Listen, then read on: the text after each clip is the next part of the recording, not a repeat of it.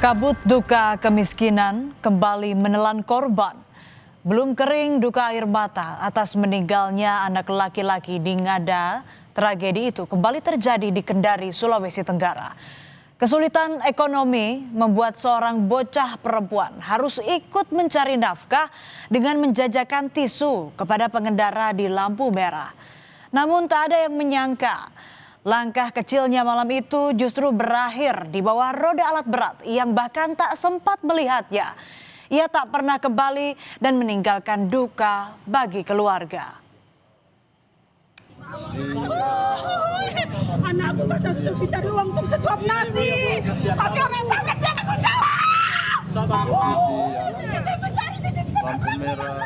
Aspal basah di perempatan lampu merah PLN Wua Kendari pada Kamis 29 Januari malam menjadi saksi bisu tragedi memilukan. Seorang bocah perempuan mengembuskan nafas terakhirnya. Tangis histeris sang ibu memecah malam. Hatinya hancur memeluk raga anaknya yang sudah tak bernyawa. Di sela isak yang mengguncang dada, terucap kalimat yang membuat siapapun yang mendengar ikut terluka. Saya suruh dia pergi jual tisu karena kami mau makan, sudah tidak ada nasi.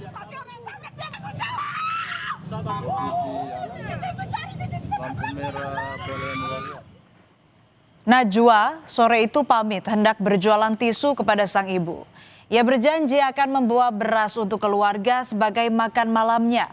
Bagi Najwa dan keluarga, uang receh dari pengendara hasil berjualan tisu bukan sekadar tambahan, tetapi menjadi penopang kebutuhan sehari-hari dan biaya sekolahnya. Ekonomi keluarga sulit memaksa Najwa ikut membantu orang tua untuk mencari nafkah. Di bawah guyuran hujan di Kamis malam, ia tetap berdiri sambil menjajakan tisu di tengah dingin yang menusuk. Namun malam itu tak ada beras, Najwa telah tiada. Ia tertabrak alat berat yang tengah melintas. Ini bukan hanya kecelakaan lalu lintas, saudara. Najwa menjadi potret getir tentang anak-anak yang terpaksa bekerja di jalan demi bertahan hidup. Angkat sapu pangku begini anak saya sampai menangis, ya Allah, kenapakah orang miskin tak pernah dilihat? Sesuap nasi saja, seliter beras saja tidak bisa kita dapat untuk makan. Ya Allah, kenapa begini? Ya Allah, hanya untuk mencari beras anakku dia rela pertaruhkan nyawanya di lampu merah. Kematian Najwa seakan petir di siang bolong. Kabar kematian Najwa diketahui sang ibu di malam hari. Salah satu anaknya berlari menuju rumah membawa kabar duka. Saudaranya sudah tiada. Sang ibu mempercepat langkah menuju jalan raya tempat sang anak selalu berjualan tisu bersama saudaranya. Tangisnya tak bisa terbendung saat melihat tubuh kecil sang anak telah tergeletak di aspal tak bernyawa. Kecelakaan di lampu merah PLN Wua. Awalnya sang ibu menduga anaknya menjadi korban tabrak lari.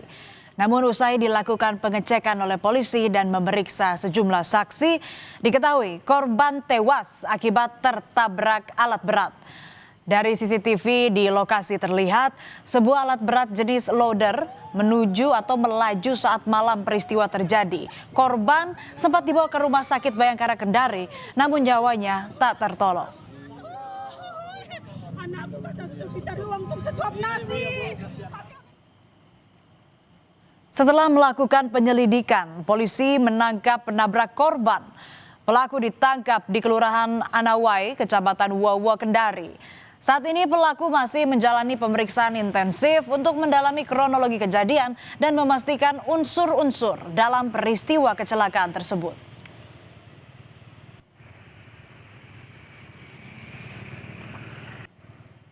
Alat berat yang dikendarai pelaku saat kejadian juga ikut disita, saudara. Wheel loader, alat berat yang menabrak Najwa, adalah alat berat beroda karet yang dilengkapi baket besar di bagian depan. Saat ini alat berat ini telah disita polisi dan disimpan di Polresta Kendari.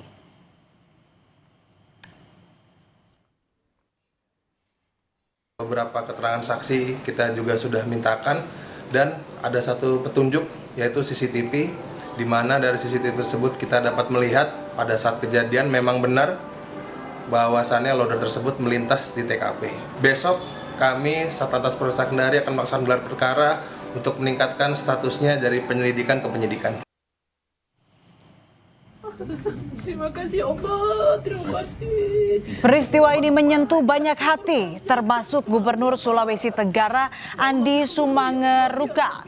Ia merasakan duka mendalam atas peristiwa ini. Bersama jajarannya, Andi berkunjung ke rumah Najwa sambil membawa sejumlah bantuan untuk kebutuhan sehari-hari. Di rumah sederhana itu, semua kesedihan sang ibu terkuak. Kemiskinan yang mereka derita memaksa sang anak turun ke jalan untuk membantu mencari nafkah. Gubernur menyebut akan memfasilitasi pekerjaan bagi orang tua korban serta membantu renovasi rumah. Ia juga meminta pemerintah kabupaten dan kota untuk memastikan bantuan sosial tepat sasaran bagi warga yang membutuhkan. Tidak serabutan ya. Jadi kita menghimbau ke depan karena ada anaknya 7. Maka kita himbau supaya tidak melakukan lagi membiarkan anaknya jualan di pinggir jalan karena resikonya. Kepala desa, kepala Pak Lurah, tolong dilihat masyarakatnya ya, dan diyakinkan bahwa bansos itu tepat sasaran. Di rumah inilah Najwa, bocah kelas 4 SD ini tinggal bersama orang tua dan ke-6 saudaranya. Kondisi rumah jauh dari kata layak untuk dihuni 9 orang anggota keluarga. Tak hanya kondisi rumah, kondisi ekonomi keluarga korban pun sangat terbatas. Ayahnya bekerja serabutan, sementara sang ibu tidak memiliki pekerjaan tetap. Hal inilah yang memaksa sang anak akhirnya ikut bekerja membantu orang tua untuk memenuhi kebutuhan keluarga walaupun resiko mengancam keselamatan mereka. Ditambah keluarga korban juga tak tersentuh bansos dari pemerintah karena adanya kendala administrasi dari data kependudukan. Menurut temannya dia itu, kalau menurut sebetulnya ekonominya sangat susah, apalagi sejak saya tidak dapat bantuan dari PKH karena memang kartu keluarga saya katanya bermasalah, KTP keluarga saya bermasalah. Jadi sejak itulah saya tidak pernah dapat apa-apa. Jadi saya kalau istilahnya makan hanya untuk makan saja. 1 liter beras itu kadang tidak cukup. Kematian Najwa menjadi tamparan keras bagi sistem perlindungan anak dan jaminan sosial di daerah. Kemiskinan ekstrim memaksa anak di bawah umur turun ke jalanan demi kebutuhan pokok untuk keluarga. Kini Najwa telah pergi. Ia meninggalkan pesan terakhir perjuangan melawan lapar yang berakhir di bawah roda alat berat. 2 anak di Kendari dan Ngada, Nusa Tenggara Timur meninggal dalam kondisi yang seharusnya tidak terjadi, saudara. Di Ngada, seorang anak berusia 10 tahun mengakhiri hidupnya karena tekanan kemiskinan yang terlalu berat bagi tubuh dan jiwanya. Di Kendari, korban tidak memilih jalan itu. Namun, kemiskinan yang sama telah merenggut hidupnya secara paksa.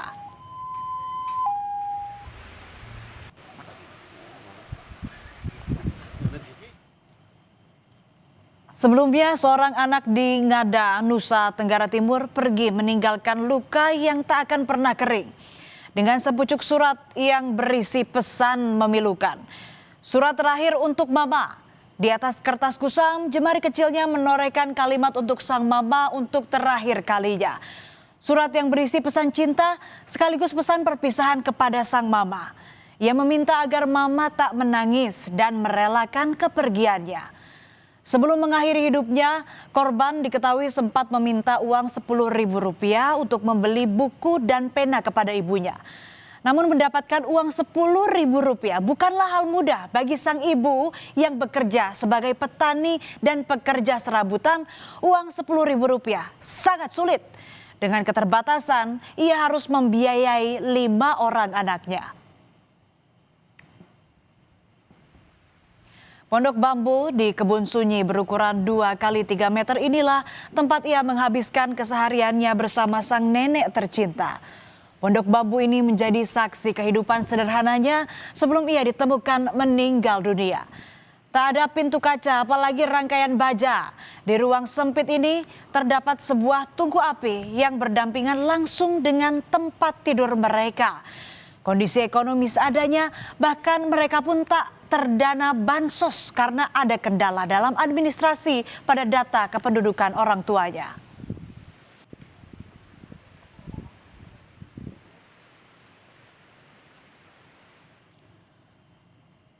Peristiwa yang dialami bocah di Ngada ini membuat Gubernur NTT marah. Seorang siswa kelas 4 SD mengakhiri hidupnya karena dipicu persoalan ekonomi menjadi tamparan bagi negara. Di depan jajaran pemerintahan NTT, ia murka. Ia menyebut tragedi kemanusiaan ini terjadi sebagai kegagalan pemerintah menciptakan sistem perlindungan sosial bagi warganya. Ia meminta jajarannya untuk mengevaluasi kejadian ini dan meminta peristiwa ini menjadi yang terakhir kalinya. Ini kan kita tidak tahu apa yang salah, tapi berarti peranata sosial kita berarti gagal untuk ini. Pemerintah kita juga gagal, provinsi sama, kabupaten Ngada juga sama. Kita punya peranata agama juga gagal. Peranata budaya juga gagal, sampai orang mati karena di situ. Nah untuk itu saya minta kita sebagai di tempat ini, para pejabat daerah, saya juga sebagai diri saya sendiri. Kayak begini cukup sendiri terakhir sudah. Kematian dua anak di dua wilayah yang berbeda bukan sekadar tragedi individual, tetapi realitas sehari-hari bagi jutaan warga. Kematian kedua anak ini seharusnya menjadi alarm keras bahwa pembangunan tidak boleh lagi diukur dari pertumbuhan ekonomi semata. Pembangunan sejatinya adalah ketika tidak ada satupun anak yang meninggal karena lapar, karena sakit yang bisa diobati, atau karena keluarga miskin untuk mengakses layanan dasar. Kemiskinan tidak hanya merampas nasi dari meja makan, ia juga merampas masa depan, mimpi, dan bahkan nyawa anak-anak yang seharusnya masih belajar dan bermain.